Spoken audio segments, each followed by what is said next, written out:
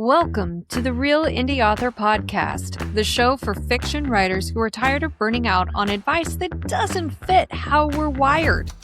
I'm Frankie, and I'm burning the book mill. Let's build your engine together. Hey, welcome back. And today we are talking about how and why authors disappear, which is not always the same thing as burnout, because sometimes we just disappear for reasons that have absolutely nothing to do with burnout. But when we're coming back, the approach that we take is very similar, because it's not like riding a bike. It's not like putting on an old pair of shoes. Like, you don't just slip back into it and everything is hunky-dory. Like, there's a whole lot of things that have to be rebuilt in order to come back from this. And I think that that is one of the things that a lot of authors are not allowing for. One of the things that I keep repeating is that we are terrible at giving ourselves grace. And I think that it is because a lot of us come from the viewpoint where we have fought so hard to prove that everybody else was wrong and that we were right. And then we hit this point where we discover that everyone else was right and we were wrong. At least that's the information that we're getting, right? Now, every single one of us disappears for a different reason. And so we're going to touch on that just a little bit. We're going to start with the Heartweaver, which are the ones who've been reaching out to me the most for me to actually help them. The ones who are the most interested right now are the Wildscribes, but for some reason, Wildscribes just don't want to reach out and talk. They want to gather the information, but I mean, that makes sense. They're the kind of connectors who need to ingest information and see how it connects for them before they can posit a conversation. So the Heartweavers, the ones who disappeared, didn't all disappear because of burnout. A lot of them disappeared because of big life events. And I am talking about major ones. I'm talking about moves into different states, getting married, getting divorced, getting a kid, getting multiple kids. Look, if you've got babies or toddlers or teenagers at home, just understand that's hard. Yeah, that's hard.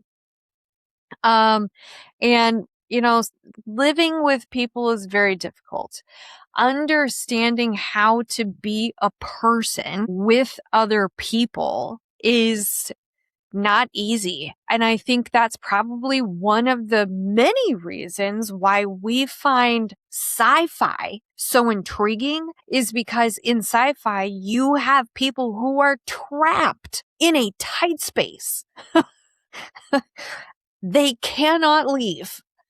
And they have to somehow figure out how to not eat each other, not punch each other, not kill each other, or want to kill themselves, So it's this big psychological experiment in space, in the one area where everything is trying to kill you. And the Heartweavers, whom I have been talking to, and myself too, every part of our lives revolves around others, whether we are introverted or extroverted. So much of our lives, our well-being, revolves around the people in our lives. And a lot of times, that also means that we have to take a look at the people in our lives and see if they're even good for us. And the ones who've been coming to me, not all of them, but a lot of them, have realized that some of their most precious relationships are not healthy. And there are so many things that thought, that revelation makes you feel. And there are ways to bring things back around, to turn that ship, make things healthy again. But in a lot of instances, like, this isn't something that you can just claim ownership of the problem and just find a solution and implement it yourself. Because it's a relationship, it requires assistance on both ends. And so a lot of this falls into therapist work, which I'm not good with. I have no experience there. I have not studied to become a therapist, although I do think that it would be fun for like a quick minute.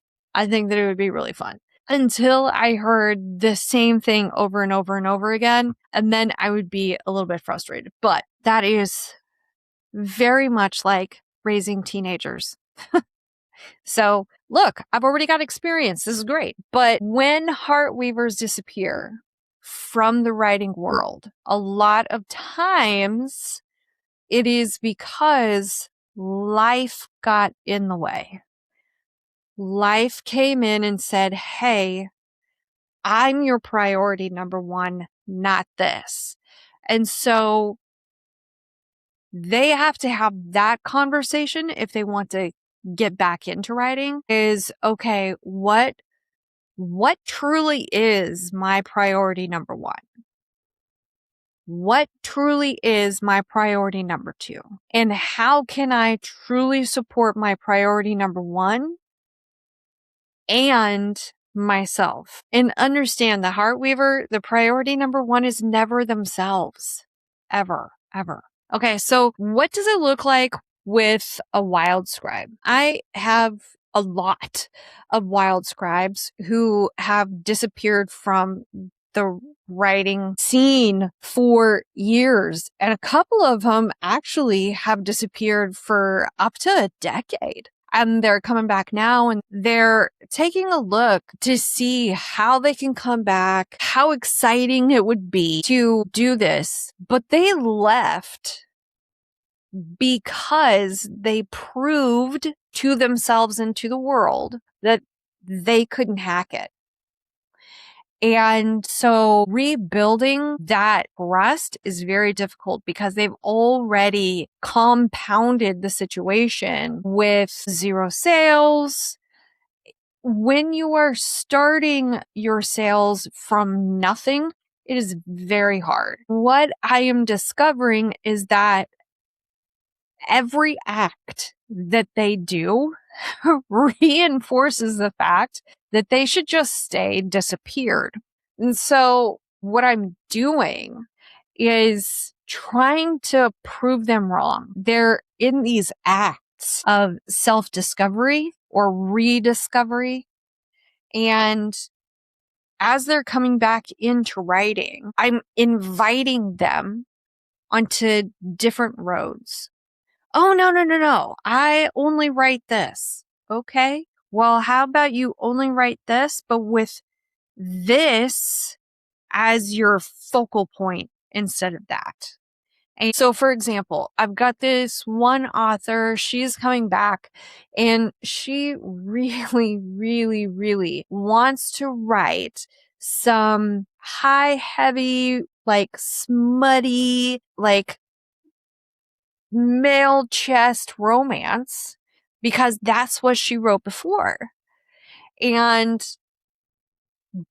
she was very excited about it, but now that she's coming back, she's not excited about it anymore. But she knows that there was money in there. And so she's trying to force herself into this shoe, but she's a Wildscribe. So Wildscribes who try to force themselves into an area or a genre or a niche that doesn't feel right, the only thing you're going to do is you're going to make it nearly impossible for you to actually move forward with anything. And so I sat down with her and we took a look at why she even writes. What is the call to her? Like, what is her siren song? And it had absolutely nothing to do with male chests. And to be perfectly honest, it had nothing to do with sex. And so the focal point for her actually became a healing from a specific kind of trauma. And even though it was a specific kind of trauma, it's still broad enough that she can write all kinds of stories. Like, if she wants to write super lustful stories, she still can, but it just has to have that emotional focal point along the healing arc of this trauma bond, because those are the types of stories that she needs to hear. Those are the type of stories that she needs to connect with. And to be perfectly honest, those are the types of stories that her reader also needs to experience and connect with. That trauma bond is real and it's safe as long as they're both working their way towards the healing and not making it worse for themselves. But Wildscribes are really good at not going worse, because as they're exploring the experience, they're finding the right connections, and they don't go in directions that scare or feel bad or feel wrong. They keep themselves on a good path. Sometimes they keep themselves on a overly safe path, which is the reason why they disappear from writing for so long. And so when I'm trying to get them to rebuild that trust, I typically just tell them to free write so that they can see what is naturally coming out of their souls, because it's usually pretty good, even if sometimes it is weird, wackadoo, and we have no idea what it even connects to. They do, because everything they do is connected to something. All right, so myth makers, the way they disappear is they disappear in work. They workcrastinate. And by they, I mean we. I workcrastinate to no end. Anytime anybody makes me mad or my emotions get like too big and I can't communicate very well, because I'm one of those.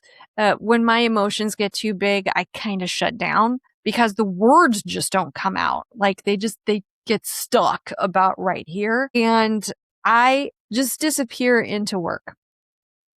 And that's what myth makers do to you. They never actually stop working. It looks, feels, sounds, smells like they're still in it to win it, but they just keep focusing on the wrong things. And I can't tell you how many things I have built that have gone absolutely nowhere because I started building them and I was just like, oh my God, this is such a great idea. And I got about a quarter of the way into it and I was just like, oh my God, this was a terrible idea. Or, I worked on it through the free period to see if it would catch on in time. Because if it did, then I'd pay for it, right? But a lot of times you need more time to see if it's going to catch on than that free period actually is. And that free period is to see if you can figure out how to work it, not to see if you can figure out how to make it catch. The dangerous part for us is the fact that we can validate every single rabbit hole that we fall into. And the work that we do feels really, really good. And it doesn't feel like it's wrong. It feels like it is spot on. And that we are doing everything perfectly right. And that we just need to remain focused on what we're doing because it's going to be the next best thing. And so one of the things that I recommend my myth makers do is just set a deadline and put it in concrete. We're really good about going, okay, that's a deadline. Cool. Well, we're not going to meet this deadline. So we're just going to go ahead and push it and it'll be fine. Like, it'll be fine. Everything is okay. If we just miss it by a day, that's cool. If we miss it by 3 days, that's okay. Which sounds really weird because that same person, like if they feel the deadline, they will get like an entire week's worth of work done in a matter of hours. Like, I have never seen anyone grind as hard as a myth maker, and I am not kidding. Okay, so now let's go on to the lore keeper. The lore keeper is the one who never really disappears because the ritual is what empowers them. It's what powers them up. And they're the ones who are putting in the slow and steady pace. And eventually it's going to catch on unless it doesn't. And then they're like, why am I doing this? It's not getting me anywhere. And I'm running out of money. And I'm running out of support. And this is a terrible idea. And how do I stop? Oh God, how do I stop? This is crazy. This is insane. This is stupid. What am I doing? And eventually they do stop. But rarely do they actually stop, pause, and ask questions. Like, what part of this didn't I get right? Because they're always like, well, I followed the instructions that were given to me. But instructions are always open to interpretation, especially in this field. And so if something wasn't interpreted correctly, or the path that you took was just slightly off and not fully on, and you kept going even when you fell off of the road, which has happened a couple of times. It's very hard to spot that when you've got your blinders on and you were just doing the things that you need to do. But I have had one of my lore keepers, it really looked like she had done everything right. She picked the right tropes. She had the right covers.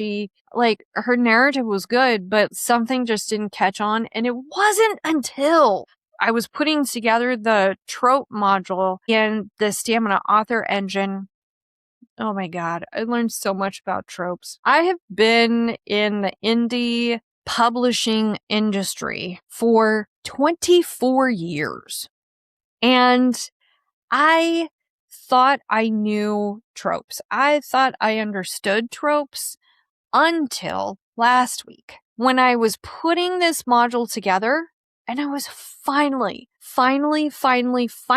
making the connections to understand why I had messed it up for so long. And that's when it connected with me that was the reason why she had missed. She had named a couple of tropes, but she hadn't provided the right scenes, so she actually broke the reader's trust. And once you break the reader's trust, the read-through goes down, and people do not buy your pre-orders, and they don't come back and review. Like, it's a real thing. It's a real thing. And so I was able to reach back out to her, and she's now taking another look at those tropes and making sure that she's getting the right scenes in there at the right places so that she can try and rebuild some of that trust. So the thing that we need to do is to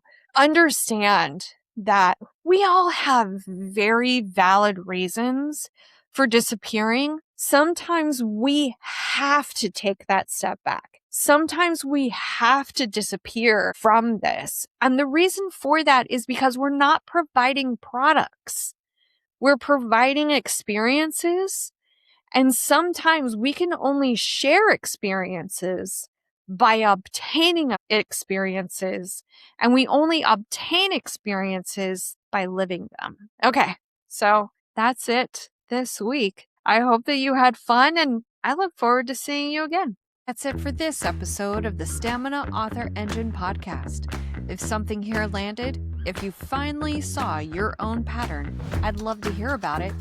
And if you want me to name your rhythm one-on-one, grab a free Unstuck Author call. The link's in the show notes, and yes, it's actually free. And yes, I'll tell you the truth. Same time next week, Chaos Authors. Until then, burn the book mill, build your engine, and write amazingly.